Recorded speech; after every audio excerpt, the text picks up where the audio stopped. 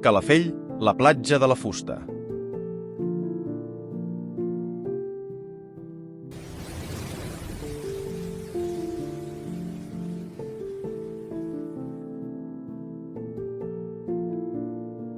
Els orígens i les botigues de mà.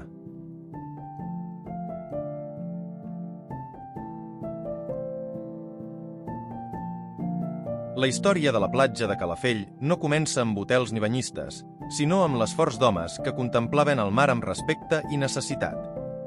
A mitjans segle XIX, el que avui és un bulliciós passeig marítim era, amb prou feines, una extensió de sorra on els pescadors van aixecar les primeres botigues. No eren comerços, sinó edificacions senzilles dissenyades per protegir els estris de pesca. Tot i això, el que va començar com un magatzem va acabar sent una llar. Amb el temps, aquestes construccions es van estendre per la riba, creant una fisonomia única dividida en dos barris, el Trajo de Llevant i el Trajo de l'Espineta. Eren cases humils però enginyosses. A la planta baixa, una porta llindada guardava el taller i la cuina. Al pis superior, les habitacions treien el cap a la Mediterrània a través de finestres rectangulars i petits balcons. En aquells temps, viure a la platja era un acte de valentia. Era un lloc insalubre, marcat per les marismes i els insectes, habitat només per aquells que no tenien terra per conrear.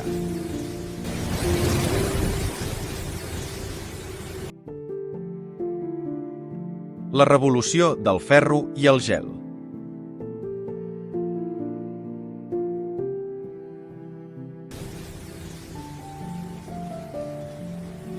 Cap a finals del segle XIX, la pesca a Calafell era de pura subsistència.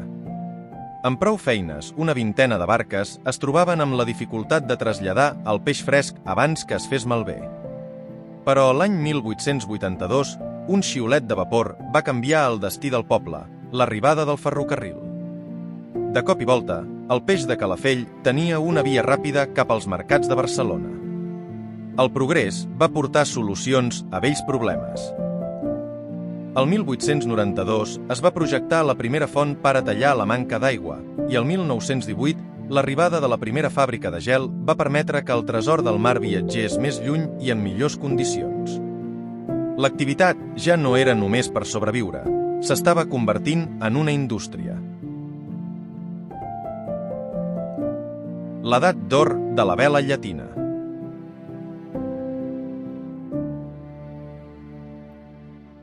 A principis del segle XX, la platja es va transformar en un bosc de màstils. Es va passar del complex sistema del bou al de la paca, un mètode d'arrossegament molt més rentable que va disparar el nombre d'embarcacions. Pels anys 20, Calafell era la platja amb més fusta de tot el litoral. Més de 100 barques de vela i rem cobrien la sorra amb fileres perfectes.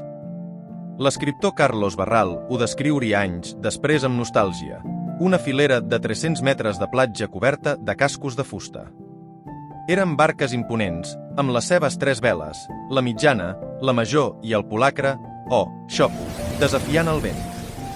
Treure aquestes naus de l'aigua era una coreografia de força bruta, primer amb bous i cavalls, i més tard, amb l'arribada de la modernitat al 1926 amb la primera maquineta de gasoil. Als anys 50, la llotja de Calafell era el motor econòmic de la zona, movent 500.000 de pessetes en un sol dia, una xifra astronòmica per a l'època.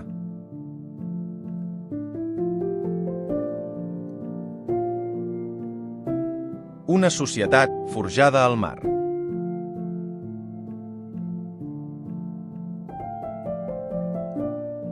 Però Calafell no només creixia en l'aspecte econòmic. La societat civil, liderada pels propis pescadors, va començar a organitzar la vida a la comunitat.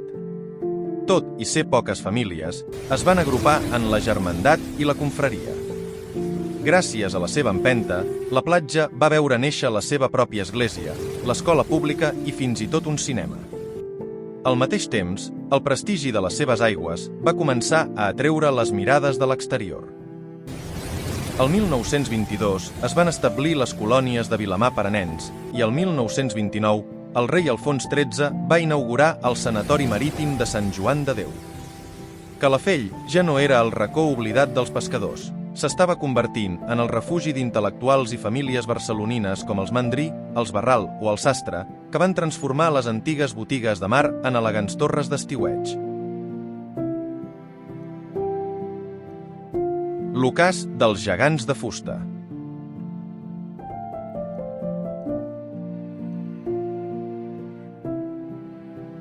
Tot cicle té el seu final. Amb l'arribada dels motors, les majestuoses veles llatines van anar desapareixent, convertint-se en barques nocturnes per a la sardina. El símbol final d'aquesta transició va ser la Francisca, l'últim veler d'arrossegament de la costa.